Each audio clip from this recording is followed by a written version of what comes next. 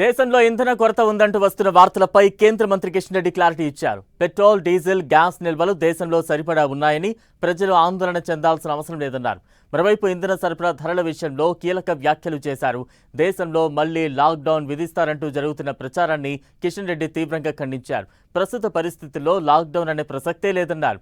ఇతర దేశాల నుంచి రావాల్సిన ఇంధనాన్ని 100% సకాలంలో తెచ్చుకునేందుకు కేంద్ర ప్రభుత్వం అన్ని ప్రయత్నాలు చేస్తోందన్నారు కేంద్ర మంత్రి కిషన్ రెడ్డి.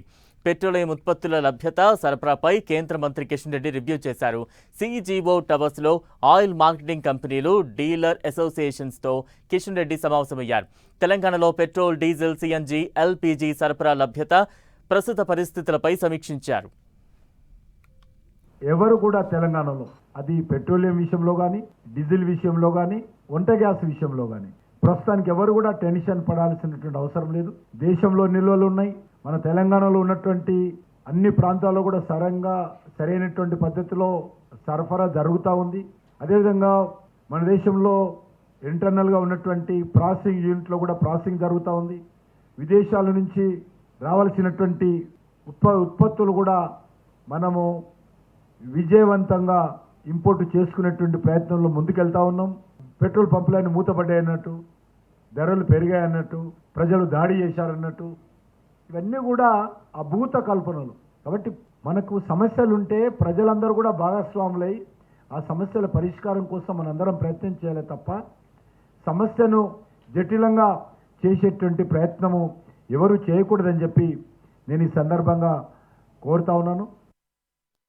దేశంలో పెట్రోల్, డీజిల్ ధరలు తెలంగాణలోనే అత్యధికంగా ఉన్నాయన్నారు కేంద్ర మంత్రి కిషన్ రెడ్డి. దేశంలో పెట్రోల్పై అత్యధికంగా వ్యాట్ విధిస్తున్న రాష్ట్రంగా తెలంగాణ ఫస్ట్ ప్లేస్లో ఉందన్నారు. సామాన్యులపై భారం పడకూడదనే ఉద్దేశంతో కేంద్రం ఇంధనంపై ఎక్సైజ్ సుంకాన్ని తగ్గించిందన్నారు.